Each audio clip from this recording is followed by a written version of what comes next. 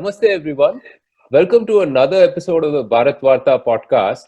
I have with me Ashish, Rohit, and Bodhi today to discuss the way forward for the Indian National Congress. Ashish, let me come to you first. What seems to be going on with the INC? Is there a light at the end of this long, dark, and seemingly endless tunnel that they seem to be stuck in at the moment? So, looks like they haven't really recovered from the shocks of the two Lok Sabha defeats. If you really see in 2018, there was some hope for them that the party will bounce back to the national political scene. They actually won the elections in the month of December in three states, in Rajasthan, MP, and Chhattisgarh.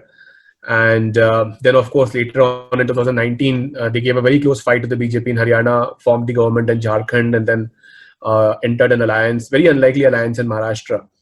So there was this upsurge which happened in the states, although despite the decimation at the national level in the 2019 Lok Sabha elections. But what has happened since then is because the states really haven't been able to create that national momentum. In fact, conversely, the states actually have had trouble. Each of those states is facing their own challenges. And Congress has since lost the government in Karnataka, the alliance in Karnataka. The MP government has fallen. Rajasthan seems to be in trouble. And there are some talks that even Jharkhand and Maharashtra alliances are not very safe. So overall, difficult situation. Don't think they've gained much on a net basis in the last couple of years. Okay. So Rohit, I mean, can you trace back to how we got here, how the Indian National Congress got here, and maybe lend some historical context to everything that has been happening? Yeah, sure, Carrie. So just to give you the context, give some context, as you rightly said, I think what happened post independence, right, was the Congress was coming off as a national organization. So it was really a national movement which converted into a political party. And that obviously gave it a lot of, what can you say, entrenched advantages in the initial years. All of the elections that happened when, and obviously that mattered more when Pandit Jawaharlal Nehru was alive, because he was a very visible symbol of the national movement itself. This whole thing, started to fracture a bit in 1967, which is probably the first real multi-party election in Indian history. And by multi-party election, I mean where different parties actually did well, managed to at a national level get significant seats. There were a lot of these unstable coalitions that were formed in most of the Hindi heartland. Most of them were called the Samyukt Vidhayak Dal. And I think those Samyukt Vidhayak Dals, all of them had really bad experiences due to pushing and fronting mostly from either the Jan Sangh, which is of course the BJP's predecessor on one side, and the socialists on the other. In some cases, even communists were involved in a few cases. Then there was, of course, a Swatantra party. And this whole churn, I think, in some form or the other, lasted through the Janata years. And till, I would say, even till 2014, where this anti-Congress opposition was splintered in multiple places. There was always a really big benefit that the Congress sort of got.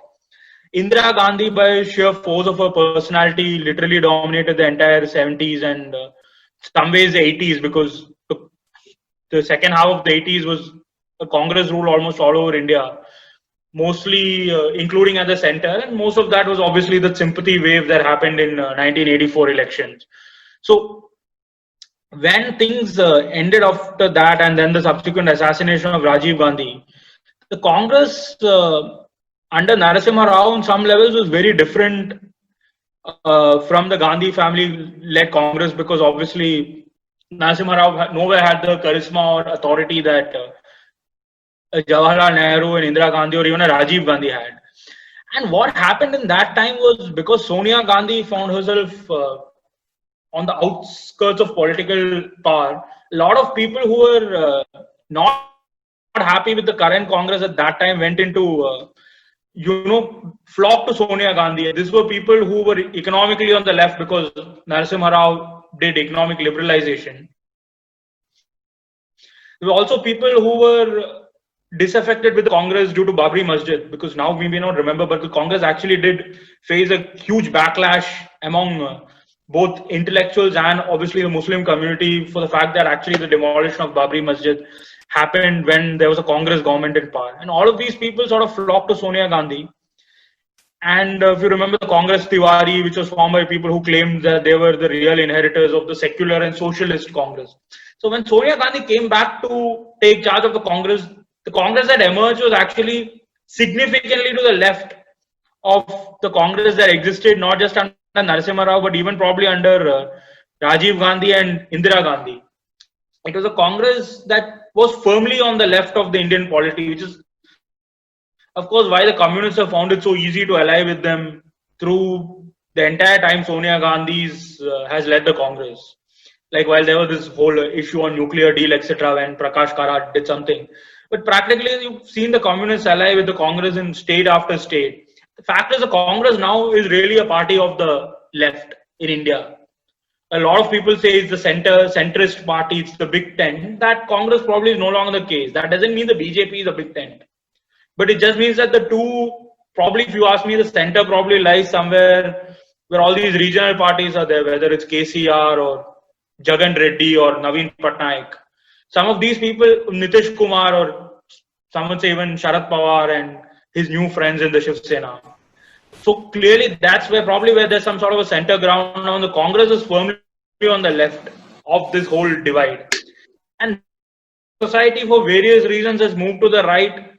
2004 and 2009, there were different things that happened, which also sort of is Congress that probably it's not really to the left and it's the center. And that's a view I obviously don't agree with. And I think that's where the root of a lot of the problems the Congress faces today comes from. Yeah. So, hi, Carrie. This is Bodhi here. I just wanted to chime into what Rohit was saying, because I think he's made some very important points. If you look at historically, Congress did kind of start out as the big tent party of India, where a lot of various ideologies were kind of conflicted and sort of, there was a bit of a churn going on. But then as people started to leave, and what was effectively happening through the 60s and the 70s, whether it was Sampurna Vidhayak Dal or it was the Janata Party experiment, because Congress was gradually becoming ideology-less, particularly under Indira Gandhi, where power was supreme and there was no real commitment as such to any particular direction, and the other side was very ideologically driven. Those experiments were failing and Congress continued to hold on to power. I think what has happened effectively over the last 20-30 years is that as Congress has continuously ended up losing power, mainly because their organization strength has weakened on the ground, we have also seen the party becoming much more individual centric, much more than what probably was there even in the case of, say, Indira Gandhi's time, right? Indira Gandhi at least had a lot of electoral power to back her up with, which is not there with the current Gandhi Nehru family. And so the ability to then dole out, whether it is, say, Rajya Sabha seats or making case for, say, people who don't have much support in the state level, making them MPs has kind of gone away. And this is the reason why we have probably seen much more ambitious people in the Congress party, whether it is Jyotiraditya Scindia or now Sachin Pilot, kind of we have with an article saying that India should consider a presidential form of government, which is completely opposite of what Rahul Gandhi has been saying for the last 5 or 6 years, that you need a strong, vibrant parliament, with more fractures instead of having less fractures. And this, I think, is a direct jab at, in a way, of the Congress's lack of organization strength on the ground. Because if you have just one man to project, or one person to project, it becomes easier to sort of overcome those organizational hurdles, which the Congress, just does not have at the moment. Right, that's a fair point, Bodhi. So, Ashish, I want to come to you and ask you about the role of the Gandhis itself. They've been at the core of the Indian National Congress. Sonia Gandhi has been at the helm for the last 2 decades. And in some ways, the Congress's fortunes, the rise and decline has sort of been mirrored by her own growth in the party itself. So how do you see that playing out? Yeah. So, Gary, let me just step back on this one, right? So, let's look at how the Congress party was structured at the time of independence. Like it happens in BJP today, there was also a provision that the Congress president and the prime minister will be a different person. So that was very much the case for the first 3-4 years. And then Pandit Nehru took over from Purushottam Das Tandon in 1951, which was the first time a Nehru Gandhi family person essentially got into a dual role. That continued till about 1954, which is when Pandit Nehru was supposed to choose between either being the party person or being the prime minister. In fact, there was a talk that Rajendra Prasad, who was then the president, should take over as the prime minister. Pandit Nehru should either become the president of India or just focus on the party. And in fact, bulk of the party senior leaders preferred him doing one of the two, the latter option, and having Rajendra Prasad take over as the prime minister. But that never happened. Instead, there was a series of individuals who were close to Nehru who became then the president, starting with the ex-chief minister of Saurashtra, UN Debar, then Indira Gandhi herself.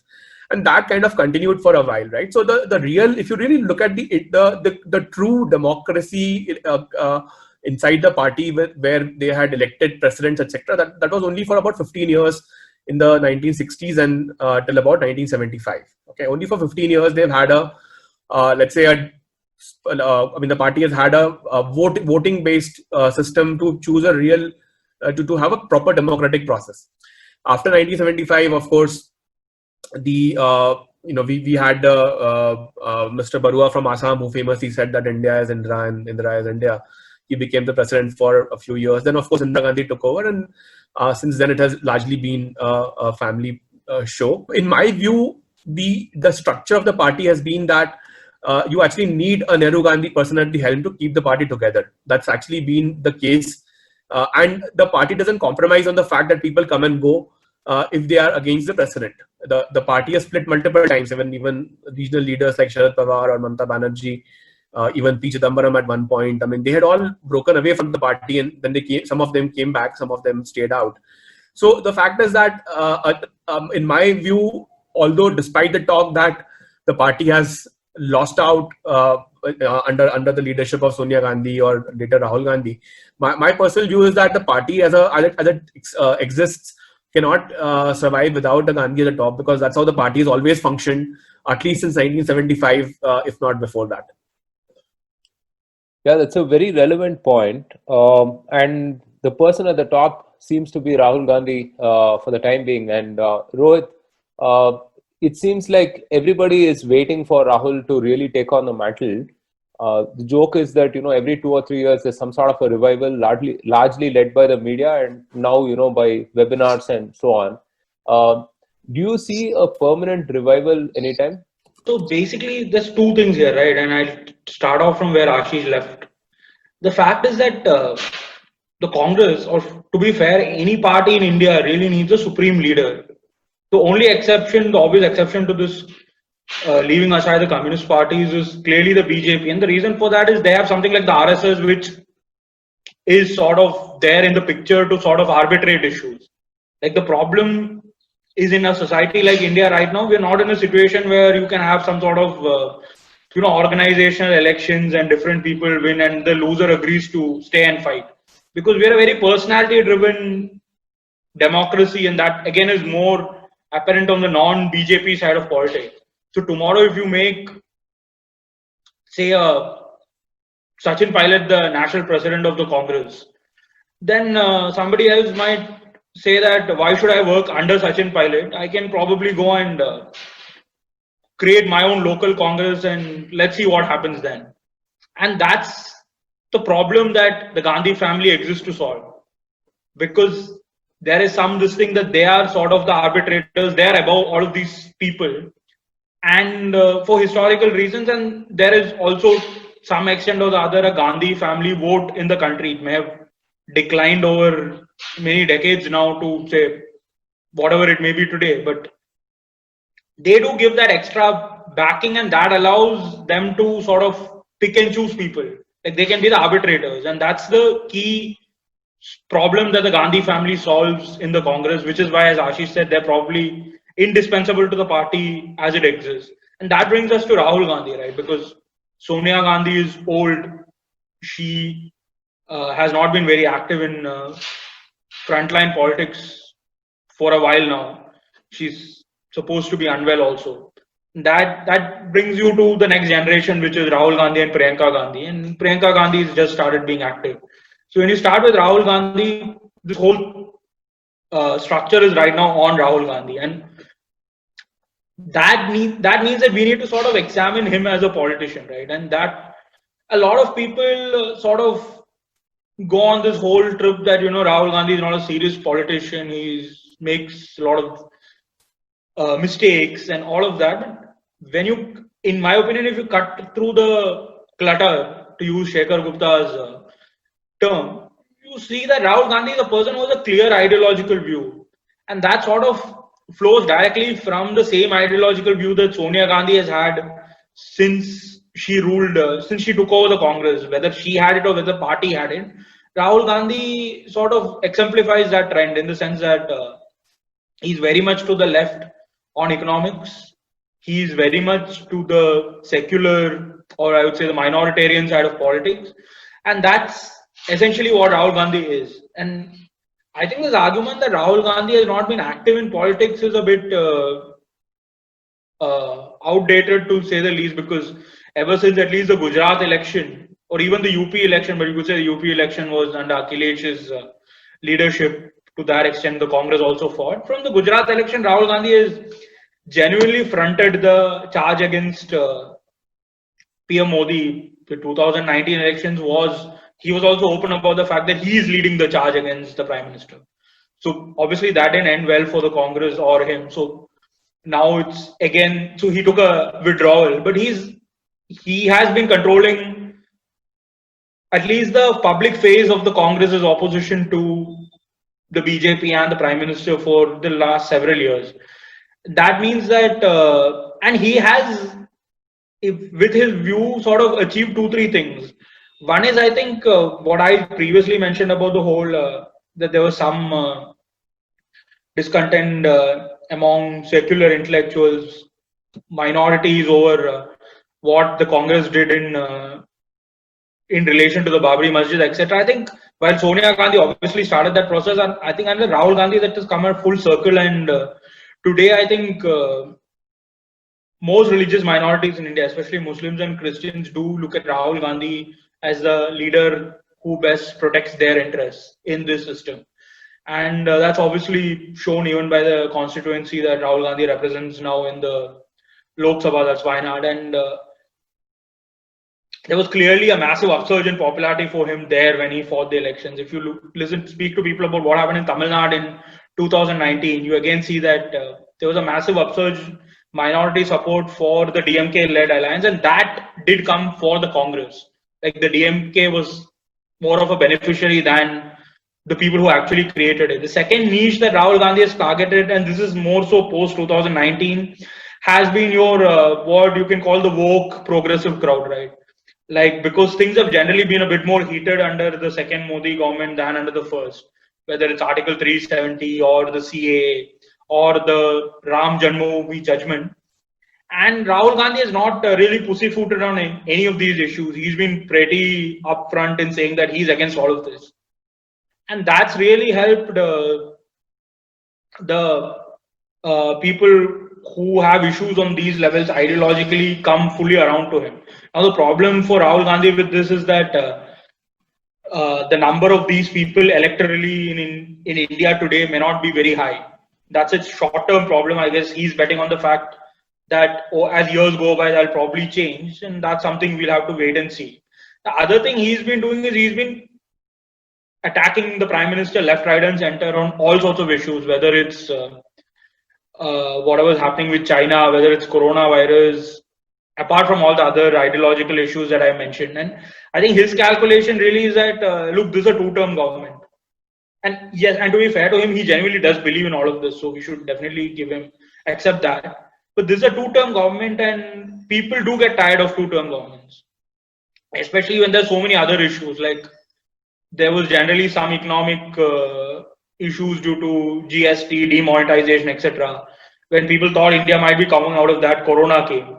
So this situation, there is some discontent waiting to be tapped, and Rahul Gandhi's point is if you keep attacking, it will stick. Like, how long will the Prime Minister remain Teflon? And I think that's a smart political strategy. Right. And whether it works in Lok Sabha elections or not, it definitely will work to some extent in assembly elections.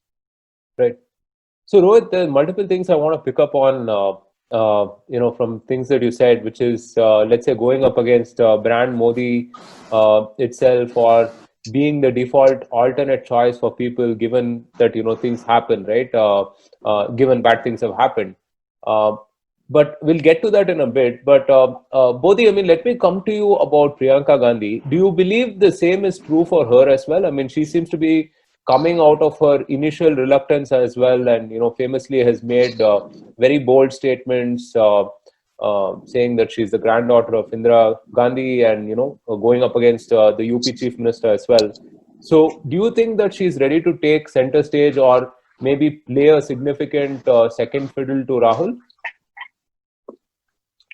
Well, I'd say so far, all the indications are that the family basically rolled her out at a time when there was a great deal of stress, right? If you remember, when Priyanka Gandhi was sort of launched into electoral politics, she didn't fight elections, but it was more in the backdrop of the strikes that took place in Balakot. And after that, you had this entire push coming in the 2019 election that it's a united front and she'll be leading the charge in UP. And she was given the charge of Purvanchal. It didn't really work out that well for the Congress party. But in some ways, if you think about where she is relative to where Rahul Gandhi was, say, in the first 2 years, she's definitely a little bit ahead in terms of her ability to probably connect with, particularly with the media, comes across as more affable as well. But the core issue really is what's the level of commitment, right? I think to Rohit's point, he did rightly mention that in the first decade or so that Rahul Gandhi was in electoral politics, his commitment levels, particularly through the 2 terms of UPA, was always under doubt, and being in opposition has kind of made him a little bit more upfront about owning his ideas and his views on various issues. I think for Priyanka Gandhi, we just don't know in terms of what's the level of commitment and the kind of stuff they've been fighting over. Particularly if you take, say, the recent example of the Lutyens bungalow being taken away. It was very curious, that nobody from the Congress party actually came out and protested against this grave injustice in some sense that was done to the Gandhi Nehru family, and they spoke about moving to Lucknow and all that. So if they do end up moving to Lucknow, out of all places, it will show some skin in the game, to quote Nassim Taleb, right? Without that, it would just mean that this was just another publicity stunt, and there's not enough appetite for a real fight, especially when you are taking on somebody who's like a street fighter, like Yogi Adityanath, and not somebody like Narendra Modi, who has been generally quite cordial and quite courteous when it comes to dealing with his rivals. Right. So Ashish, I want to come to you about something Rohit said, which is Rahul Gandhi's obsession of going up against Prime Minister Modi, and Rohit seems to think that's a smart political strategy, and he has been relentless on that, right? Do you see that working out sometime? Do you see that it's something that will give way at some point of time, will give dividends? Yeah, I agree with Rohit actually on this one. See, in politics, you should separate out intent and the content, right? So a lot of the commentary which happens in media as well as in social media, it's around content of what Rahul Gandhi is saying. People may not like people may not like the choice of his words, or he may be a subject of jokes on the phrases which he uses, and I think that's something which the party needs to look at at their end. But as far as intent is concerned, I think he's pretty much as ideological as anyone on the opposite side, let's say in the BJP, would be for their causes, right? Rahul Gandhi actually doesn't believe in a lot of things. In stuff like, as Rohit mentioned, on, let's say, the Article 370 or CAA. He has got strong views on it, and there is a constituency which actually would like him for his views, even if the fact that his content is not good enough or impressive enough today to engage them or engage a large cross section of voters. The fact is that rather than mocking him for on a style of delivery, actually the real political smartness would be to take him seriously and to look at how deep his message is propagating and whether is he creating an incremental constituency. The fact is that he is not. I mean, in the near term, he's not creating a marginal constituency, and that's why they lost the Lok Sabha elections. But I mean, he's just crossed 50 years of age. He has got probably 20 years of politics ahead of him. So his calculation must be that as long as he holds the reign to the party, which he will in the Congress scheme of things, and he continues to come across as a very ideological person on some of these issues, which is being progressive, talking about almost like the liberal values, what even the Californians may feel ashamed of in some sense. I mean, that's the level of pushing the envelope in this case. But maybe he's betting on the fact that there will be a constituency like that in 20 years, which is or for 10 years, whenever there's a time is right for him to really make that last final assault towards towards being the prime minister. So I think his intent has to be taken seriously by the BJP. I mean, and it shouldn't be mocked as something which is rhetorical. He really believes in what he says. If he starts improving what he's saying and connects more with people, there could be a political advantage for him at some point of time.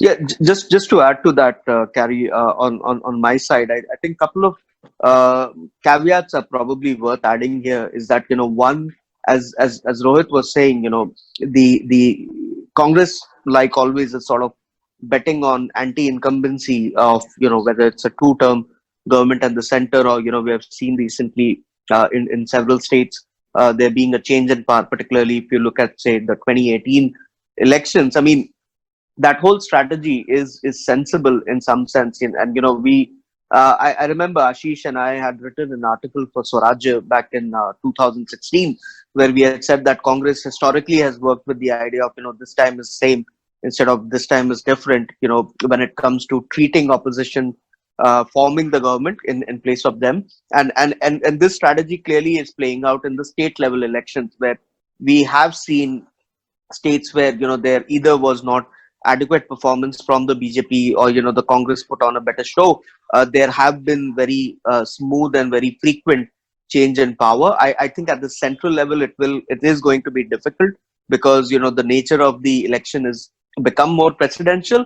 But I'd agree, at some point, if there is a black swan event, something like, say, COVID, which can completely take the winds out of India's economy, or India's social order, then it could provide an opportunity for much more left-wing oriented politics, which Rahul Gandhi clearly believes and seems to be pushing hard at, and it could find temporary support within the public. I mean, you remember back in 2004, nobody expected the left front to do as well as they did, right? And they almost got between that period of 1995 and 2005, there were two opportunities in which the left could have actually had a prime minister. I mean, I'm not saying the left is going to come back. It's in such a strong way, but then the Congress itself seems to be playing that role in some sense. Some popular support could be derived if things get really bad on the economic front.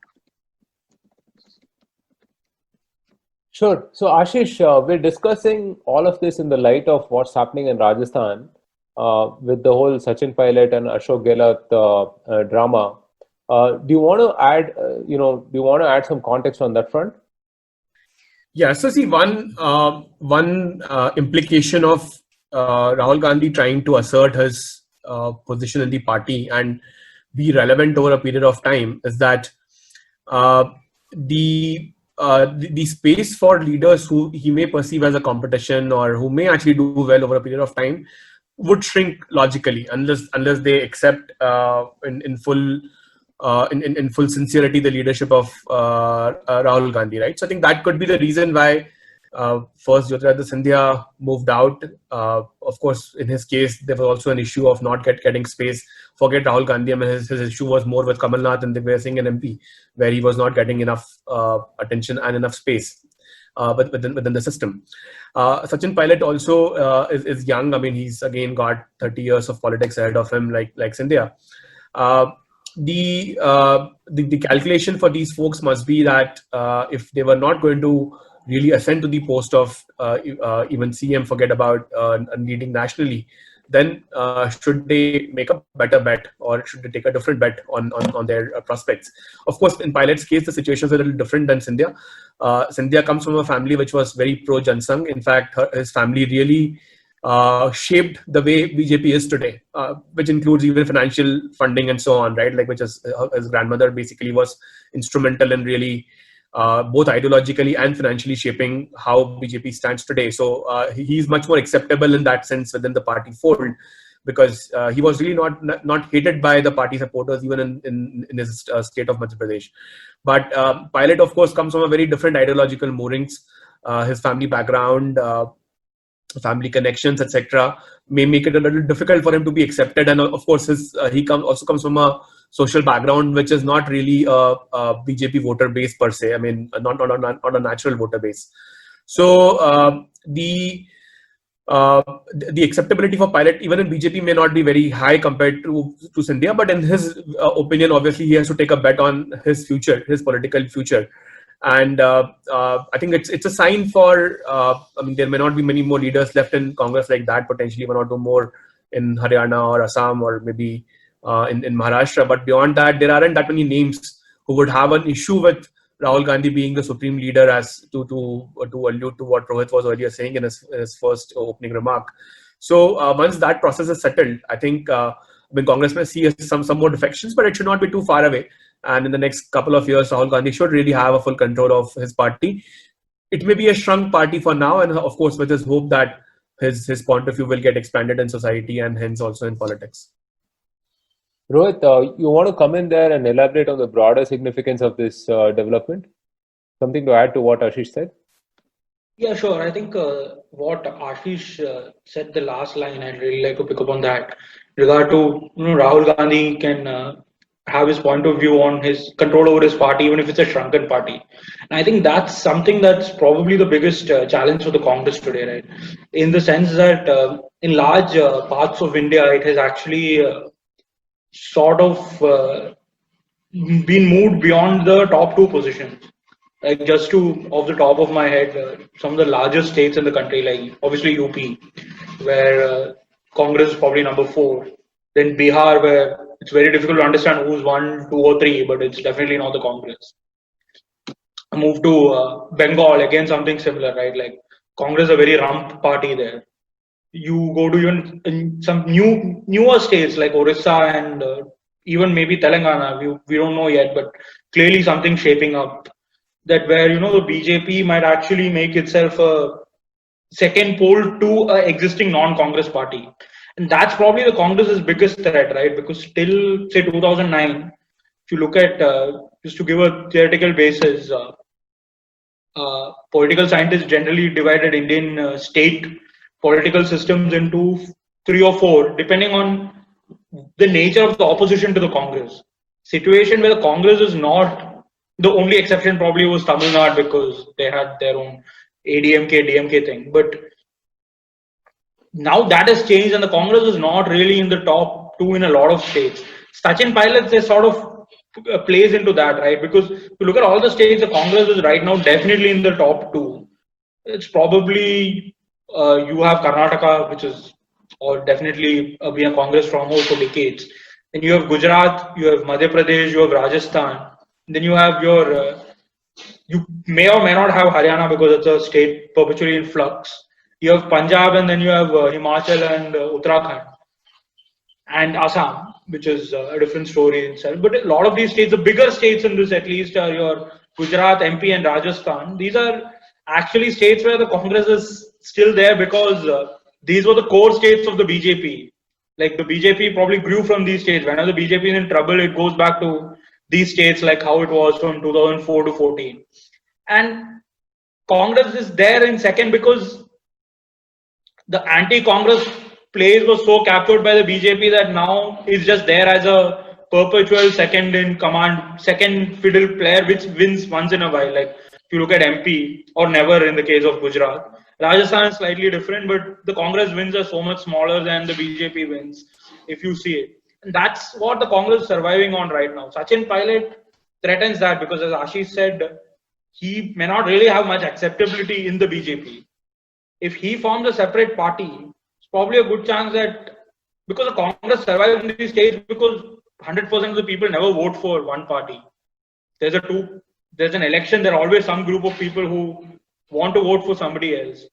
Sachin Pilot can be that alternative in Rajasthan. That's probably one more state that's falling away from this whole system, and that's something that means the Congress's route back to power becomes so much more difficult because whatever social coalition Rahul Gandhi is creating, as we just discussed, that social coalition is probably not in the current state the best to win back Rajasthan, like from a third party position.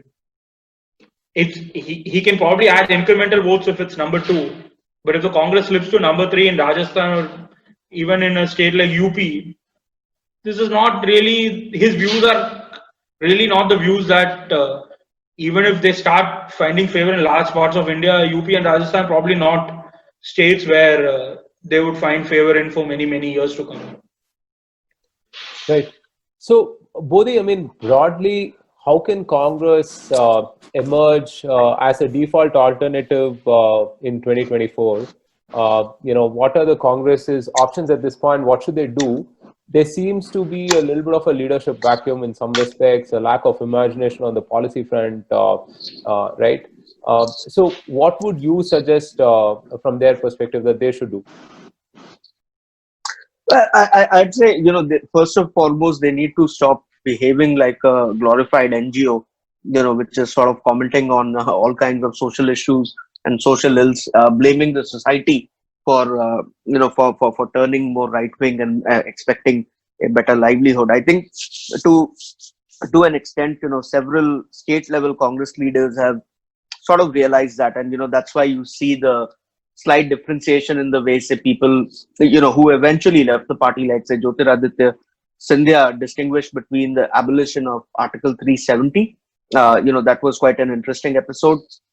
At the same time, I think several other people like say Captain Amrinder Singh, who have actual electoral clout, have been sort of laying down a little bit more emphasis on the need to not sound against national institutions and things like that, and back the Prime Minister during times of trouble. So I would say if it really depends on what Congress ultimately wants to achieve. I think if it remains to be in the domain of what say Rahul Gandhi wants to carve out a smaller but a much more ideological party, then it will continue to lose people, and they have to just be mentally prepared for a loss of economic clout. But then there will be plenty of attention given to them, given the overarching nature of Indian media still remains very much biased towards the left. But then if they want electoral success, I think accepting the divergences in the views and letting people kind of build up their own capacity at state level is really critical. But that's easier said than done. It doesn't happen in a short space of time. I think you need at least a good 10 to 15 years to sort of build that kind of machinery up, which I don't know if it's really front and center of their mind. Let me just add one point here, and I've said this on the previous podcast as well. See, one issue which Congress has to reconcile with is the fact that an average Indian, irrespective of who she or he votes for, is very nationalistic in outlook, okay, in personal outlook. You cannot back any idea or any policy or any thought that India is that nationalism is a quote unquote bad ism, right? The theoretical distinction between patriotism and nationalism, on which people can go on and on in Twitter debates, the fact is that people on an average are very nationalistic. including the Congress voter themselves. The challenge is that for every issue, whenever there's a national problem which comes into play, be it with respect to Pakistan or China, or when there are national achievements, like let's say the ASAT test which happened in March last year, or when we send missions to Moon or Mars, or those kind of things, or acquisition of Rafales for that matter. The problem is that in these matters, irrespective of who people vote for, they would want India to be strong. They want India to be projected strong. It doesn't matter which government is doing that. Yeah. If Manmohan Singh did the same thing, I'm sure a lot of BJP voters would have backed him also for doing the right thing, which happened, let's say, in the case of the nuclear deal with the US, right? So I think that distinction in Congress is not there today, and of course, partly it is because of the ideological moorings of Rahul Gandhi, because he probably believes in a more progressive, borderless world, all of those idealistic notions, the progressive notions, and maybe the thoughts of nationalism don't fit well in his mind. But so the thing is that he cannot attack the Prime Minister Modi or the BJP from the right, because on a day-to-day basis they are unable to behave in that way. You can release a video and attack PM Modi and say that he's a weak PM and China is sitting on our territory. But the fact is that three days later, some congressman is sure to go and say something favorable about China, or say something in general which would then make India India look bad, and then that's what people don't like. So until Congress reconciles this streak of progressivism with nationalism, and I don't know if they can do that or if they actually want to do that. But I think this is one bridge which they have to cross, failing which they will continue to struggle, because when it comes to voting, people only look at a few broad things. And if in your mind, if someone is not nationalistic enough, even if it's a put-on act for that matter, but at least in your words, you're not nationalistic enough, there could be a certain section of voters which may never go back to the Congress. So I think that is something which they have to mull about, and I'm not sure if they either have the intent or the ability to do so at this point. No, I don't think they seriously understand that, this is a nation that, achieved independence 3-4 generations back. That's it, right? So we're a young nation in that respect. And they've also very, foolishly played into the BJP's narrative of anti-Modi, anti-BJP being anti-India, right? We used to come together on national issues, let's say the China issue or whatever, right? Irrespective of party lines. I think they seem to be missing that nuance in terms of opposing policy and opposing things that are subject to the party versus things that are subject to the nation as such, right? That's a very good point, Ashish. So RJ, you want to add something on this front? Yeah, sure. So I think to be fair again to the Congress, this is a problem that's facing a lot of left of center parties throughout the world right now, right? In the sense that it's increasingly become more difficult for so-called progressive voters and leaders to be on the same page on some of these questions such as nationalism or patriotism and where that fits in. Like if you see it with Jeremy Corbyn in the UK, he was a very clear example of this. And of course, lots of things have been happening in the US, and like for instance, if you remember that even just 15 years ago or 17 years ago, a large number of Democrats actually did support a war on Iraq. Now, that's probably unthinkable today. So there's been a lot of global change on this, and I think that's where the Congress is also coming from, because the Congress leadership, the top, especially Rahul Gandhi and a lot of people he's close to otherwise, are all people who are very deeply linked in that broader sense to the larger world, right? Because of their own social backgrounds, because of the way they have lived their lives, they're just generally more attuned to things that are happening outside India than a lot of other people in India are. And that means that they're naturally inclined to sort of bring those concepts into India. The problem there quite simply is that the US probably has a per capita income of, I think, above 60,000. Bodhi can correct me. And I think the UK is somewhere around 30 to 40,000 and India is at 2,500. And that's a huge difference, right? I mean, and even in the US and definitely in the UK, it's not that there's a winning formula yet. And then if you're trying to transpose that onto a country with this thing of India, really does not work just on that basis. And what has been keeping the Congress afloat is that it obviously has a loyal voter base which is independent of this. Like people who are not progressive in the global sense of the term also still support the Congress. But as society becomes more and more connected, people are more aware of what Rahul Gandhi says today is now known to every single person in India. That's not really the case 10 years ago, even 10 years ago, and definitely not the case, say, 25 years ago.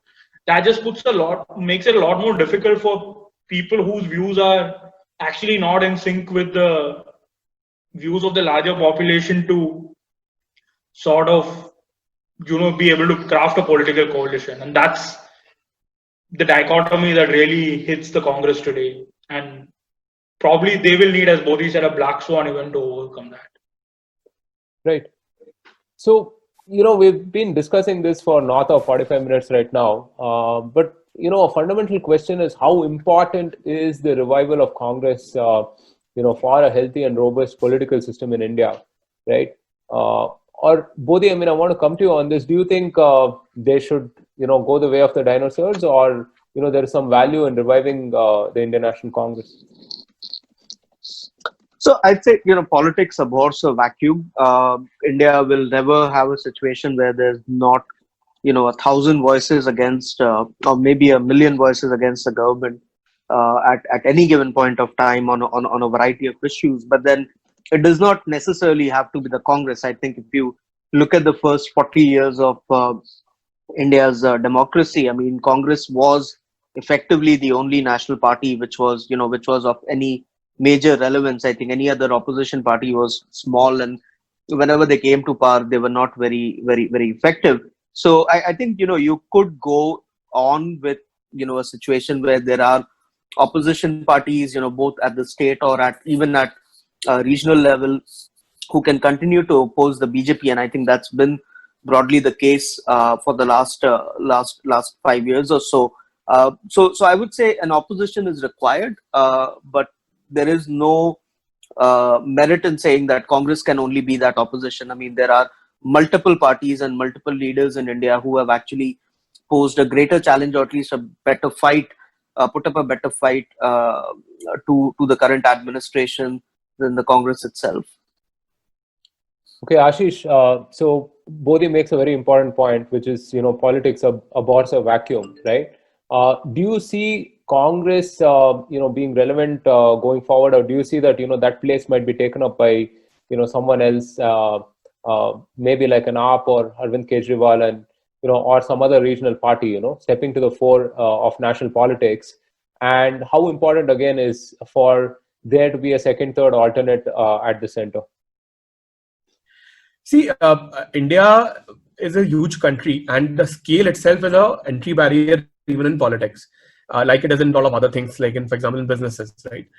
The fact is that apart from the Congress, only BJP has become a true national party in the last, since the independence. And of course, that's mainly because the RSS had a huge network, and they evolved like a non-political organization, which then took on a political front at some point of time. So I actually feel that creating a new political party at a national level grounds up is very difficult. Yes, I do agree with what Bodhi said, that there could be opposition parties, non-Congress, non-BJP parties in states at an individual level. And the fact is that there are several competent leaders inside Congress in states where it is powerful, like for example, Punjab or Chhattisgarh, and in states where it is not so powerful, like let's say Maharashtra or say Bengal and UPs. There would still be names who would have their own ambition and who are very who have a clear view of their own how their political career should evolve. So as long as they exist, clearly they will probably try and find a way to assert themselves, whether it is inside the Congress or outside the Congress. So Congress as an entity may become weaker because people leave eventually, but the fact is that the opposition system will remain, although in my view it will be more regional system and not a national system. Creating a national party of loose alliance is possible. It has happened in 1977 or even in 1999, but it is not very feasible to create a full national alternative so easily for any of the folks who are leaving. So in that sense, the essence of Congress will stay alive. Whether the party stays in the current form or shape, that needs to be seen. Right. So Rohit, I'd love to end with you. Do you want to add to Ashish's point and maybe talk very briefly about what other parties can learn from this entire saga and how we can benefit from a more robust political system? Yeah, I think a couple of things that had both Bodhi and Ashish said. I think the first thing is obviously, I mean, for a functioning democracy, it's definitely important that you have more than one voice, right? Because people need that option, because you may vote on big ticket issues, but there are simply so many small things that you'd want a government to solve that may get messed up if there's simply one party rule. And that's where I think the Congress in its present state actually helps the BJP a lot, because its current ideology, because it's out of kilter with a very large number of Indians, it just means that people actually sort of just keep voting for the BJP because they don't want to vote for the Congress. And that actually doesn't help anyone, actually. I mean, it helps the BJP, but it doesn't help anybody else. And the situation there is where and at the same time, the Congress sort of occupying that natural opposition space, so it's more difficult for anybody else to oppose the BJP on n number of issues, while at the same time not having the baggage of the Congress, because the Congress actually occupies that space. So in that sense, I would say that unless the views of Indians on a lot of these issues drastically change, right now the Congress in its current form sort of helps the BJP by creating a sinkhole of a lot of anti-BJP votes, which while never attracting enough incremental votes. At the same time, on this point of scale, I think as India probably develops and becomes richer, and democracy to that extent may become more mature, and lesser number of people will start voting for who's a local strongman or who's a local guy who can help them on a day-to-day basis in their locality, even while voting for parliament. It may be possible to actually craft a national party that does not depend either on the RSS to hold it together or the exalted status the Gandhi family holds. And maybe normal politicians can sort of come together and create a national party as the country evolves and matures. That's probably where I would think in the current situation things might go. But at the same time, if India does develop and mature to that level, it's possible that the current ideological strain of Rahul Gandhi himself might become more popular in India, and then this whole debate might become irrelevant, and Congress might become in sync again. That's how I would look at it. Right. All right. So we'll have to end on that note for today. I sincerely believe that competitive politics benefits all of us, and hopefully we'll have better, greater parties going forward. Thank you, Ashish, Rohit, and Bodhi for this engaging discussion. Thank you, everyone, for tuning in. The podcast will be available on all popular platforms like Apple, Google, Spotify, Anchor, and of course, YouTube. Until next time, stay safe, take care, and Jai Hind.